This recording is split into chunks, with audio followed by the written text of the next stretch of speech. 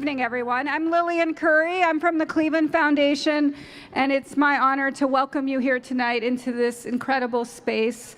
I really want to thank Liz and the Vinnies for letting us do this. This is just an extraordinary space, and really love the intersection of the art, architecture, and literary arts, and this is a perfect place to do this event. So really want to thank everybody for helping us host this event here. It's really my pleasure to welcome all of you here for one of the final and most exciting events of Book Week. This annual event is growing and just really doing extraordinary things in the city to engage more people in the Anisfield Wolf Book Awards. Last night, can I have a show of hands? How many people were at the award ceremony? Yeah, look at that. Woo!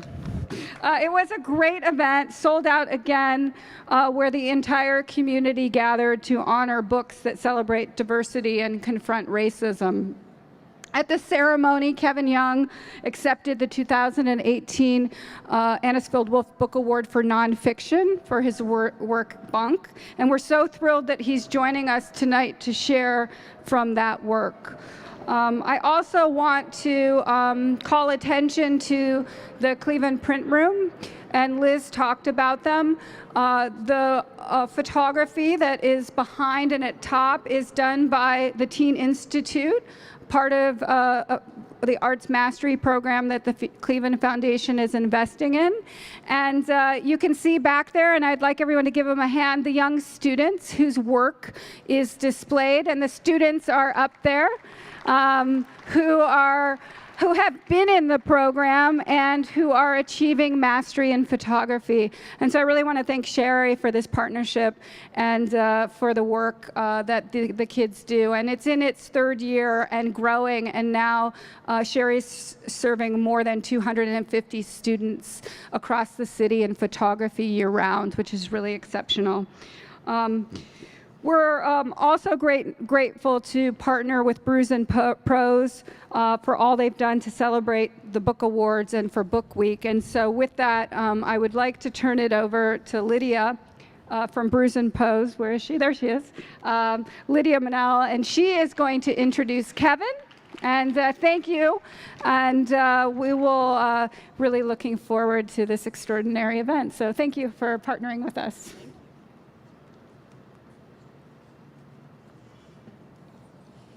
Good evening, guys. For the last 6 years, readers and writers have gathered for readings on the first Tuesday of every month as part of a series called Brews and Prose. Our tongue-in-cheek slogan has always been, literature is better with beer. And while I think many of you would agree, the truth is that the goal of Brews and Prose has always been to encounter writing outside of the academy in the places we regularly encounter each other. That philosophy is never more alive than when we partner with our friends at the Anisfield Wolf Book Awards.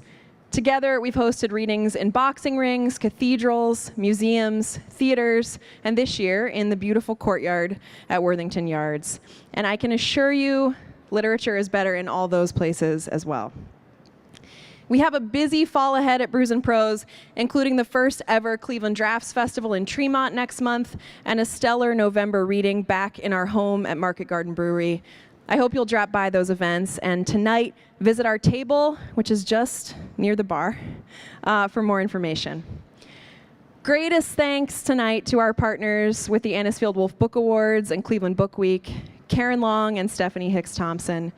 This is almost the end of an action-packed week for them, and as always, they've made it seem effortless, so if we can give them a round of applause, they deserve it.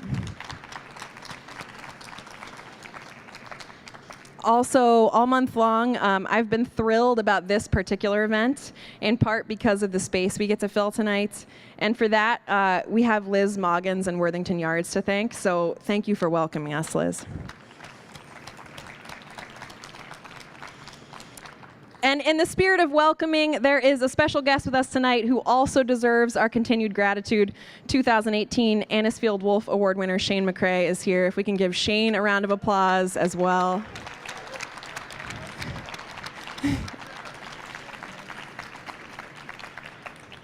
We are grateful for your presence, Shane, and also for your beautiful work, which will be with us well into the future. All right. Without further ado, Kevin Young is a poet, a scholar, a teacher, an editor, and a public intellectual whose simultaneously timely and timeless work blends those titles seamlessly. The service he provides to our public conversation as poetry editor of The New Yorker is eclipsed only by the cultural contribution of his own work. More than 20 years of poetry collections, including To Repel Ghosts, Jelly Roll, A Blues, The Gray Album, Book of Hours, and this year's Brown. In 2017, Kevin published Bunk, The Rise of Hoaxes, Humbug, Plagiarists, Phonies, Post-Facts, and Fake News. An easy book would ask us to look at and laugh at the hoaxes of the past and consider how we've grown. But Bunk is not an easy book, and even in its historical wanderings, it always follows a string back to the present, reminding us of our own tendency to obscure and to other. We couldn't be more grateful to have him here with us in Cleveland tonight. Please welcome Kevin Young.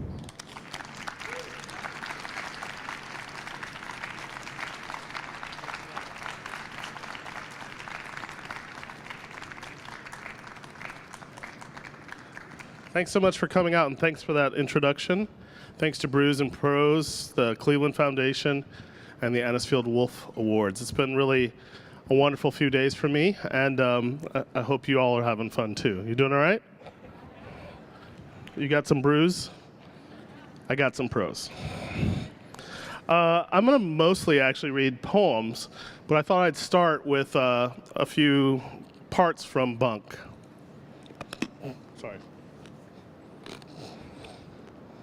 So the part I was thinking of reading, which I will read, is from a chapter called Cowboys and Aliens, which was a really bad movie from a few years ago.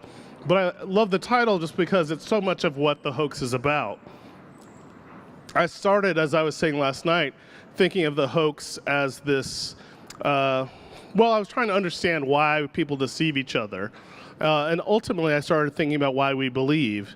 And then I also started thinking about race and how race became central to these questions, and race became something the hoax returned to over and over again. This kind of bridges both those ideas because it starts talking about the relation of the hoax to the con. Of course, a con game or the con artist or the confidence man is an American idea, and so I wanted to understand it better. Just read you a few paragraphs. Can you hear me all right? All okay? Like the con, the modern hoax now happens with such regularity and has such a rehearsed set of responses that its form has almost become formulaic. If related to that American invention, the confidence game, the modern hoax now resembles the long con instead of the short cons, like the shell game, you know, when you go and you see people guess where the thing is, or three-card Monty. In his fabulous 1940 study, The Big Con, David Maurer outlines the slang and structure of the confidence game as well as its evolution at the start of the 20th century. As Maurer describes it, the newly invented long con has a roper. It's the person who brings the mark or the sucker into the con, and the inside man who works on the mark once the mark has been brought in. The big leap forward in the long con was the development in the 19-teens of the store, a semi-permanent set of displays meant to mirror a stockbroker's shop, a gambling hall, or a bookie's window to wow and woo the mark.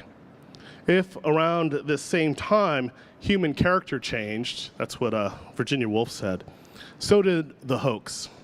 So I was really interested in this idea that there's this thing called the store that if you're in a long con, you just bring people to it over and over again. And what is the store in terms of the hoax? No longer would the con man pretend to be a loner or a disgruntled employee seeking to stick it to the man, in truth the inside man, all the while playing the mark's only friend. Modern con artists get marks to believe they are beating not just the house, but the system. Such a change, perfected at the start of the 20th century, preyed not only on the greed of marks, but also their need to get ahead. This provided the modern con the ultimate advantage. The mark could be brought to the store over and over, milked for money, a co-conspirator simply on a losing streak. Hubris proves as effective a lure as money. So what you would do is you would bring someone, you say, look, I've figured out a way to rig this race. And they'd show them how it was done, and it would work a couple times. Of course, this was all phony. And then the race would happen, and they would lose. And they say, oh my God, at the last second, something happened. And so you as the mark were like, well, I kind of trust this guy. We're both trying to get rich. Let's do it again. And so that's how they would work. Now, I realized that for the hoax, the symbolic store is a stock set of images, race and gender stereotypes, grotesques and fake horrors that get returned to again and again. This, too, is practically scripted.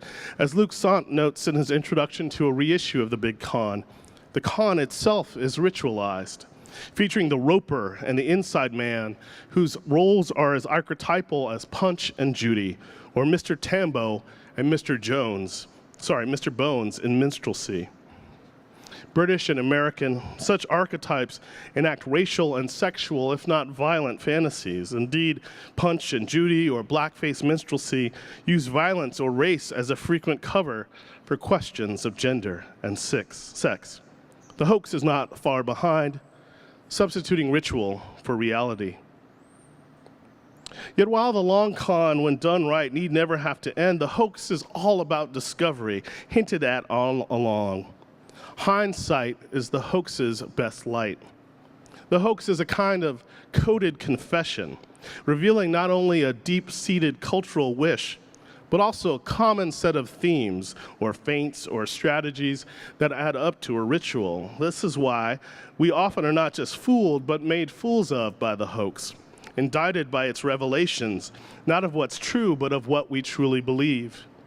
And I think that is what's so fascinating about hoaxes for us, is this thing that was clearly fake, once it gets revealed, you see only the belief that was there. What did that mean? Why did we think that this woman who wrote a book about being a white gang member in South Central, well, she pretended she was white and half native, adopted by a black family, why did that almost make the bestseller list? What was that about?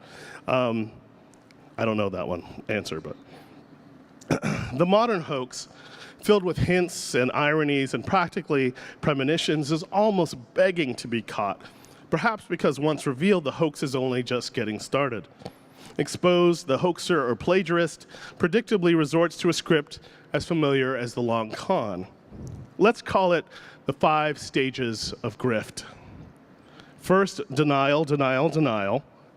Then redirection, then admission of a lesser crime, the error excused away as stemming from haste or emotional turmoil or a claim of parody. Then, in the face of overwhelming evidence, a full, if half-hearted confession, meant to redeem, though inevitably dogged by some of the same difficulties with telling the truth that got the hoaxer or politician here in the first place.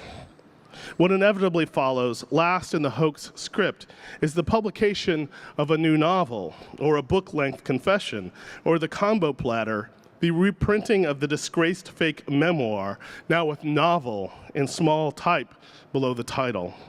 Such books now end as they began, with a plea. Though it often insists on innocence, often as a pervasive, inevitable state, the hoax really believes no one is innocent. So that's a hoax.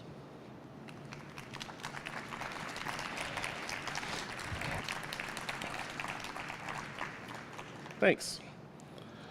So I'm going to read some poems from Brown. I lived in Kansas starting when I was 10, so I decided to write about it. I'd written about it before, but it was interesting to return to that place and time. And so this poem takes its title, it's in a few parts, but it takes its title from the state motto, ad astra per aspera. Does anyone know what that means? Any takers? To the stars through difficulty. It's kind of the best state motto, don't you think? or at least its truest state motto. So I always wanted to write a poem called that, and so I did. It starts with a section that, and I'm only going to read that section, that is named after the state bird, which I didn't know. So if you know, you get extra points. But it's the western meadowlark. Western meadowlark. Land of unlikely. Land of no sea. Land of all you can eat. Land of 17. Land of silos, missile, and otherwise. Land of squinting eyes. Land of wheat and Milo. Land of bejeweled jorts. Land of A&W, of Gates Barbecue. These are my dressiest shorts. Land of gray ash, land of acid wash, land of winded cough, of neatly piled trash, land of squat buildings and broad slate sky, land of land never ending, land of doesn't matter why, land of soft serve, land of dead man's curve, land of lost mutts, I'm not racist, but land of summer severe, land of persevere, land of nothing near, into this here strode tall John Brown. In one hand a Bible, the other a rifle, face more scowl than frown.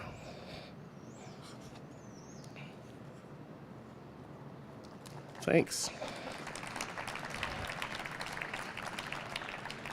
So I was really interested in brownness for this book, hence the title. I was thinking about John Brown and James Brown and being brown, but also Brown v. Board, because in Topeka, where I went to high school, is of course where Brown v. Board, the case that desegregated, for the most part, our nation and schools, happened or originated. And Linda Brown of Brown v. Board went to my church and played piano and sang, and was someone I knew. So to me, history was this thing that was always there in front of you, nearby, singing, and I want to write about that. So one of the brownnesses is the Harlem Globetrotters, who you may or may not know. Y'all know from basketball, isn't that right? What? Okay. So when I was younger, we'd see the Harlem Globetrotters, and I was always amazed that they always won. They beat the Washington Generals, who was this team they played. And I was like, how did they win every time? So I wrote this poem about it. Ode to the Harlem Globetrotters versus the Washington Generals. Because they always win. Because Meadowlark Lemon. Because for them, double dribbling is literal. Because on your finger, your knee, toes, and elbows, the world can spin. Because the ball on a string. Because rubber bands for hands. Because the ball a banner. Because where else do generals meet defeat without blood? Because the best offense is a quick, deep handing. Because mercy, not pity. Because the bucket of water tossed on the cries of the crowd turns like tears to confetti.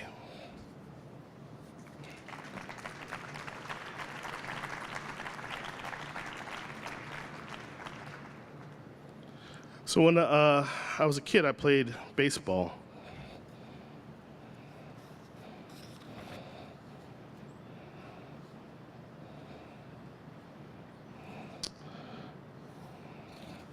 So I thought I'd read a poem about it. I played on a team that was turned out to be an all-black team, and so this is a story of that team.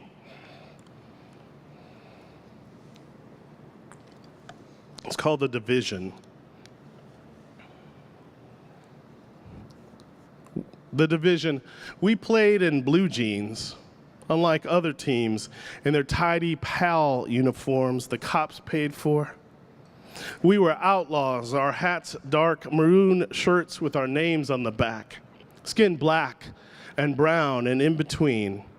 We played a mean game, if only after a season of being the bad news bears, losing, Umps even invoking the mercy rule some games. We'd wake and pray for rain or an ankle sprain. One day something gave way, the spokes they turned, and all of a sudden we won. Beating teams twice our size who'd skunked us before, giving goose eggs to kids in golden sleeves and tall corn yellow socks, their new cleats aimed at our shins. We were our own Negro League. Our mascot was Reggie, chubby, goofy, Marcel the relief, and Damien our best pitcher, his long nails stabbing the stitches, his wind-up quick, change clipping the corner of the dish. I even saved one game, bases loaded, the bullpen spent or gone wild, the backup pitcher's backup. I threw slow but straight, the final strike turtling across the plate. The team hoisted me high that night, our fathers, for once, smiling wide. Our final game, we took first place and won the division. The sore faces the losing team wore, less shock or disbelief that you could take than disgrace and plain rage. The masks of their catcher tossed into the Kansas dust. Anger sat there, uneasy and too easy. Even their parents hated us, claimed to have forgotten our trophies. Who cared if they couldn't take watching us celebrate? That for the required final handshake, good game, good game, good game, they christened their palms with spit. Later, we'd wash up clean, and sprinkles or chocolate dip hid our ice cream, vanishing.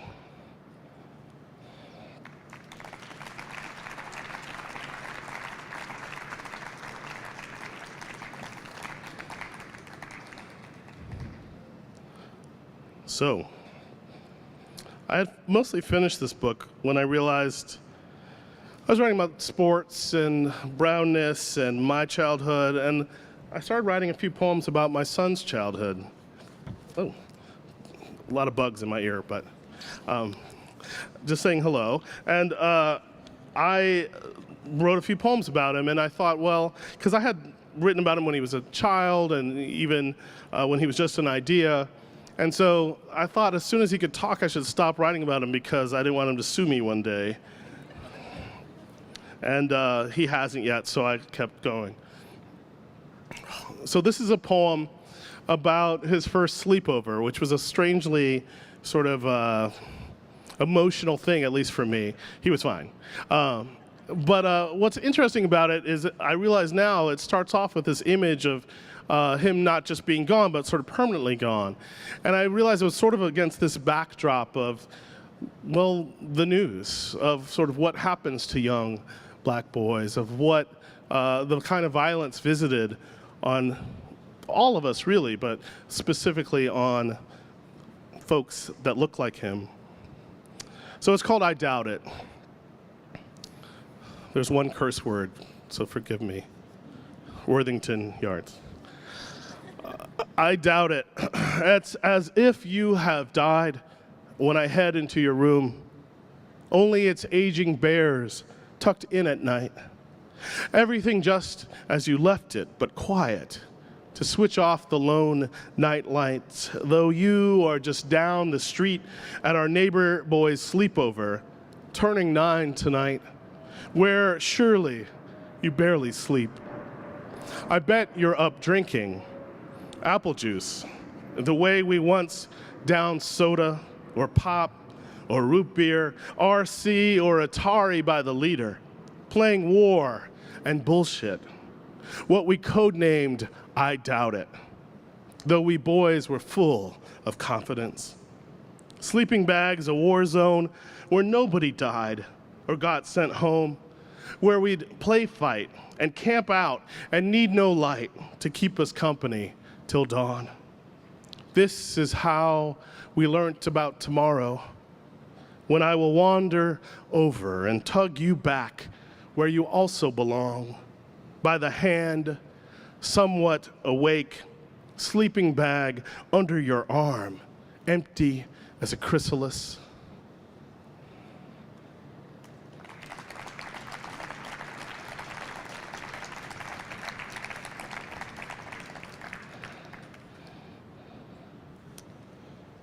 So I'm going to read a few poems that owe something to music, which also fills this book. There's many musics. There's James Brown, of course. You can't write a poem called Brown without James Brown. But there's also a rapper, the late rapper Big Pun, who you may remember. It's just a short little 2-line poem, so you might miss it if you blink or go to get a beer, but it's called Ode to Big Pun. Ode to Big Pun. I'm not a prayer, I just wish a lot. That's it. There's a longer sequence called De La Soul is Dead. That's about, well, can I say this? When hip hop was good, in the late 80s and the early 90s, but also sort of the generation of, I'm about as old as hip hop is, and so growing up with hip hop and seeing it evolve was really exciting. And it was dance music for us, of course. And there's other musics at the time. I don't think we thought it was like hip hop or bust. What was great is you could still listen to Prince. And so I started writing this poem about those times, and writing about Prince and like Phife Dawg from Tribe Called Quest, and they each died. And I was like, I better quit this poem because I don't want anyone else whose work I love die. So I'll just read a few. It's a sonnet sequence. I'll just read a few poems from it. De La Soul is Dead. A roller skating jam named Saturdays.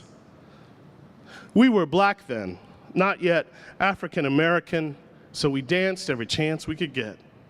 Thursday and Saturdays, we chant, the roof is on fire, we don't need no water, and folks' perms began to turn. We had begun to dread or wear locks anyway. Our temples we'd fade. We said word, and death said dang, and down, and fly.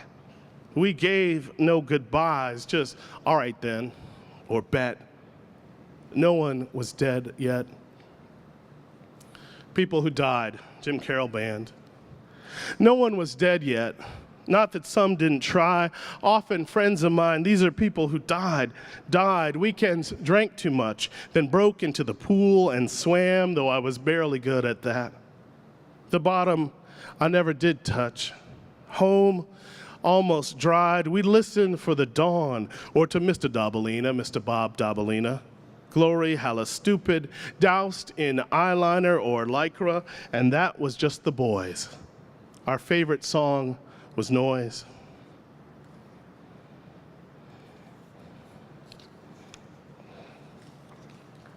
Oh, thanks. I'm going to read a few more, if that's right. This was my friend Richard, who's here tonight, was at this party that's mentioned. In fact, we threw it together, so he gets a shout out. So it's called When You Were Mine, this poem. I'll read just a few more of them. When you were mine, nothing passed us by. Baby, you're much too fast. In 1990, we had us an early 80s party. Nostalgic already. I dug out my best OPs and 2 polos, fluorescent, worn simultaneously. Collar up, pretend preppy. When Blondie came on, Rapture, Be Pure, things really got going, and then the dancing got shut down by some square. What was sleep even for? Housequake. What was sleep even for? The year before, a freshman, I threw a Prince party, re-screwed the lights red and blue. The room all purple, people dancing everywhere. Clicked play on the cassette till we slow sweated to Erotic City or Do Me Baby. I'm going down to Alphabet Street. Did anyone sleep alone that night? I feel for you. Shut up already. Damn, Cabbage Patch, Reverse Running Man, get some life wherever you can. potholes in my lawn. So there was this guy there named Kenny who looked like me, enough like me that some of these weird things I'm going to describe happen.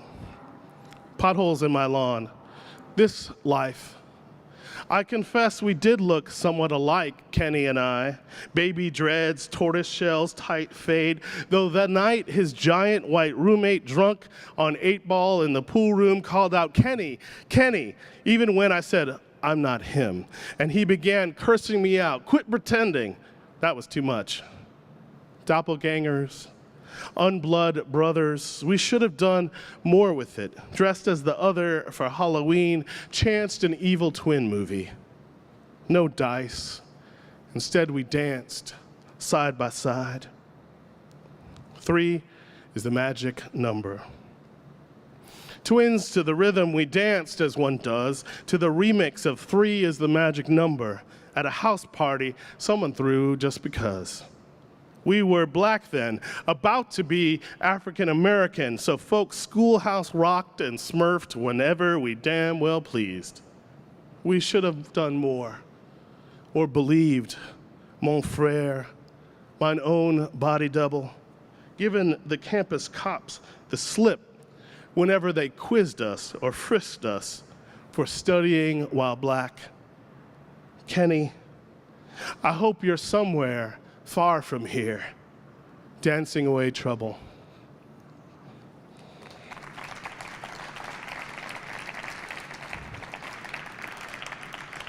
So there's an epilogue to that story, which is I went to see some jazz, I think at the Village Vanguard, Vijay Iyer, who's terrific.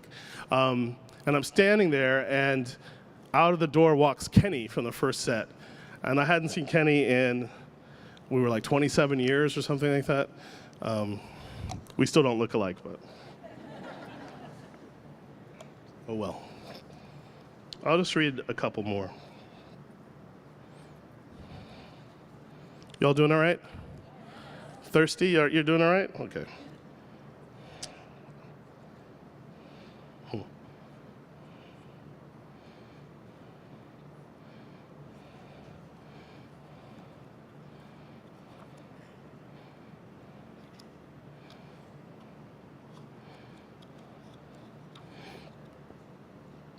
Sorry, give me 1 second. Do you want to hear James Brown or? Okay.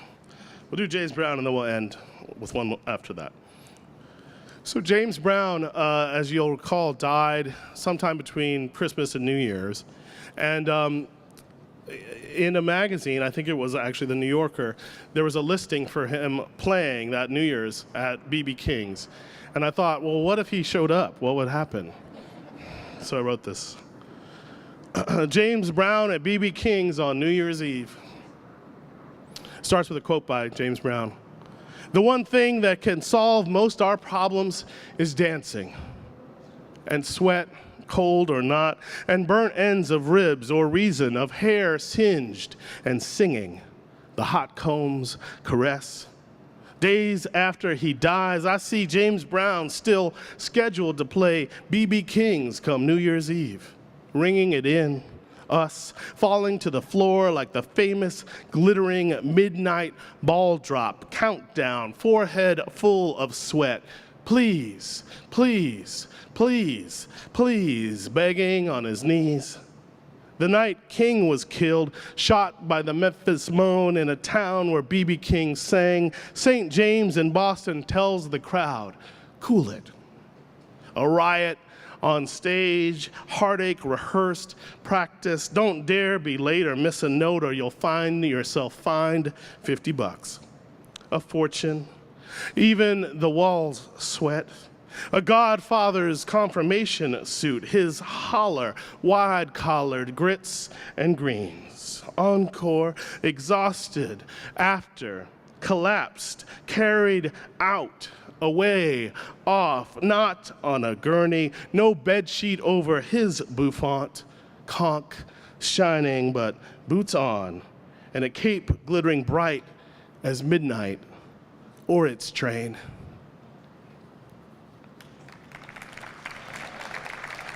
Thanks. And I'll end with a poem for my, well, it's not well, anyway. I would say it's for my son, but it's not really. It's more a fable.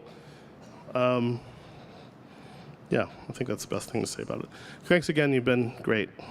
We're going to take some questions after this. Hive. The honeybee's exile is almost complete. You can carry them from hive to hive, the child thought, and that is what he tried. Walking with them, thronging between his pressed palms. Let him be right. Let the gods look away, as always. Let this boy, who carries the entire actual whirring world in his calm, unwashed hands, barely walking, bear us all there, buzzing, unstung. Thank you. Thanks so much. Thanks. Any questions? Keep that going. Don't stop for Kevin Young. Give him another round of applause, please. Thank you. As Kevin said, we're going to take a few questions, so don't be shy. Come up to this mic in the aisle and ask what you've got to ask, and we will wrap things up in a few minutes. So ask a question if you've got it. You're welcome up here. Thank you. This is great. Thanks. I have noticed that since you're at, well, I didn't notice that it was you at the New Yorker, but I noticed the poetry has gotten a lot better in the New Yorker. And I just wondered if you came in with a plan, like with what you were going to bring to the New Yorker. Thank you. I, of course, had poems in the New Yorker before, so I'm a little worried. Maybe I was the reason, the selection. No, I really admire the task, so I really, and I was published by first Alice Quinn, who did it for many years, and then Paul Muldoon. Obviously, we have slightly different tastes, but oftentimes people thought when Paul took over that poems that ran when Paul had started were actually Paul's poems when they were out, so I always am really cautious to say anything but to say I'm really interested in the breadth of American poetry right now. It's a really exciting time, and the great thing about being at the New Yorker is most everyone sends work there, so you get to see the full array, and from poets that some would consider experimental, and I would too, to poets who some would consider extremely formal. And I really feel like my goal there is to try to represent that, I don't go in, every poem's on its own merit. I'm not trying to fill the pages with a variety, but I also am aware that, that's sort of the spice of life, and I think spice of the pages. And what's been exciting to me is to see young writers who I didn't know, writers who are new to me but aren't necessarily new. I think that's always exciting too. And one thing I would say is that throughout all of our 3 tenures, I think it's been something like 30% comes from submittable, from over the airwaves. And so I think having it come from the transom, that's really important to us. And we consider every poem that we get. I always get the number wrong, so I've stopped saying it a little bit, but something like 50,000 poems a year. That's a lot of poems. And obviously, they can't all be in the magazine. We run 100 a year. But I think about the ways that the poems we do run, what journeys they've had. And, I remember saying to Alice once, like, wow, this is years ago before what do you do with all that? She's like, I would worry if we didn't get that many, because it's a sign of sort of the place the New Yorker still holds. And I think more importantly, the place poetry holds, and I really appreciate you saying you like the poems. I still am of the generation where people would cut them out and put them on the fridge. And someone told me they did that with my poem, and, that's like better than a review, because you want poems to live with people. And I've been, there's poems that I have picked that I am like, wow, that is a really, like I knew it was good, but you're like that. There's something about it when it comes out in that font that helps it see its full potential. Thanks.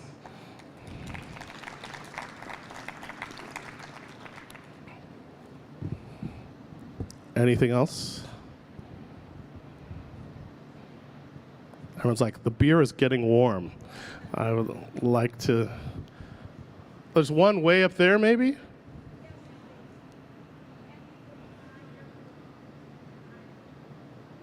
I can't hear you, actually. Oh, yes.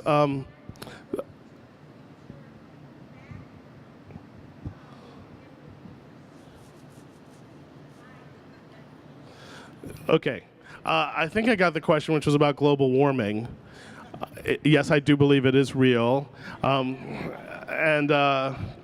No, I think the main thing that was interesting to me was there were a lot of things like that I really felt like we were misserved by, I don't know, a notion of kind of there's two sides to every story, or this kind of cliched idea that of objectivity that, of course, is a very only particularly American notion.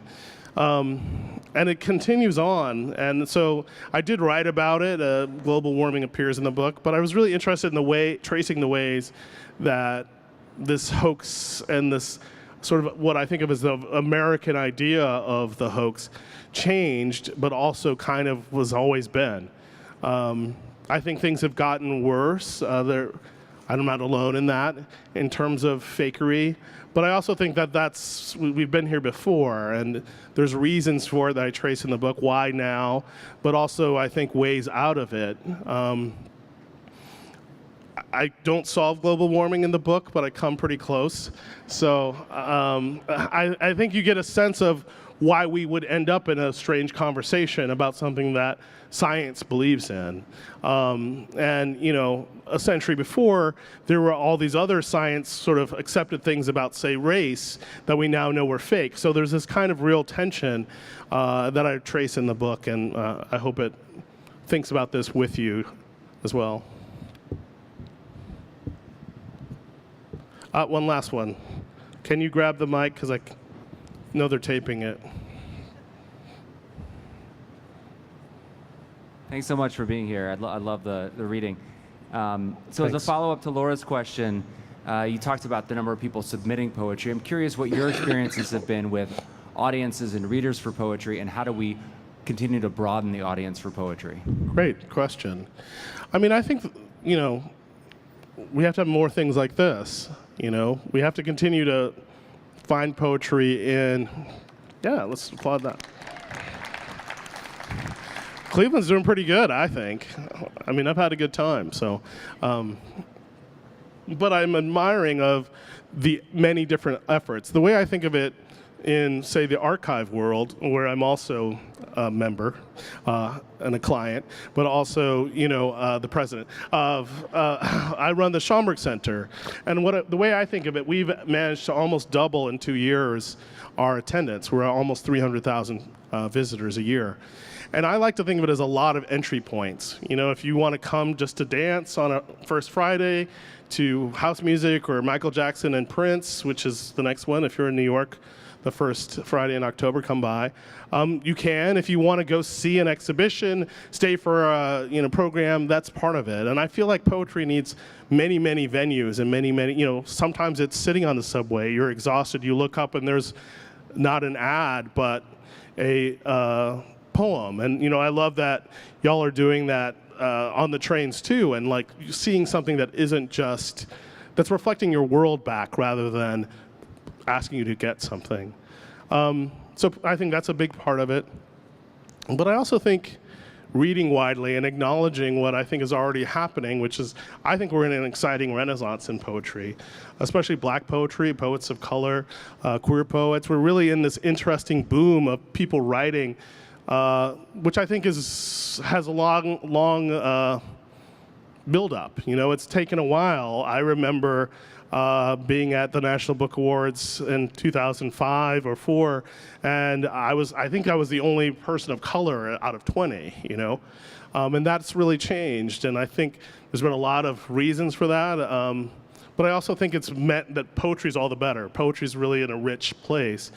And meeting people where they live is part of it, but also reading people where they're writing from and finding out what is important to them, I think is exciting. And if the New Yorker or the Schomburg or many of these places can provide an entry point, that's all the better to me. Thanks a lot. There's one more. One more. Appreciate it. Thank you. Would like to know what your thoughts and feelings are on the impact of poetry slam on poetry as a whole, and what role you think it'll have in the future on both written and spoken word. Great question. It's sort of what I was hinting at before. I think slam and also the many collectives. I was in a collective called the Darkroom Collective, which in many ways yielded Cave Canem with a black workshop. I think that those worlds, it's not collided. They always were overlapping. I mean, we used to go see Patricia Smith read all the time in Boston, and we never thought of it as slam poetry. We thought of it as poetry. And like any poetry, there's good and bad. And the good stuff rises to the top, and I think that's what we're thinking about and talking about right now. And I think that the emphasis on performance, let's call it, which has a long history back to black arts, at least, if not before, and jazz before that, is really important for us to understand so that people, whether they're doing slam or other kinds of performance, understand where all that came from. I'm always, you can tell I work in an archive. I'm interested in the context of that. So slam didn't happen just in a bubble, but also it wasn't just a bubble. It has influenced, I think, all of our poetries. And I came along right before slam when it was more like open mic. And we have a poetry night now at Schomburg. And to have, 800 people forming a cipher around what we call the cosmogram in our floor where Langston Hughes' ashes are buried is really incredible. And to me, that's the connection, is understanding that lineage, and that's how we can understand the future, which I think is big. Thanks, everyone.